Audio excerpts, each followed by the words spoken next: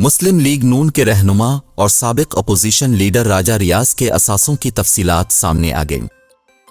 राजा रियाज अहमद ने कागजात नामजदगी में 4,87,52,000 के असासे जाहिर किए गए। उनके असासों में एक साल के दौरान 1,15,00,000 रुपए का इजाफा हुआ और उन्होंने माली साल 2023 में 44,92,000 रुपए इनकम टैक्स जमा कराया। राजा रियाज के पास 205 कनाल ज़री अराजी और एक पेपर मिल है।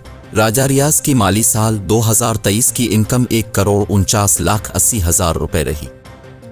सामने आने वाली तफसीलात के मुताबिक राजा रियाज ने 2021 में 3,000 और 2022 में 1,17,000 रुपए टैक्स दिया था, जबकि 2023 में उन्होंने सिर्फ ज़री आमदन पर 3 लाख रुपए टैक्स जमा कराया।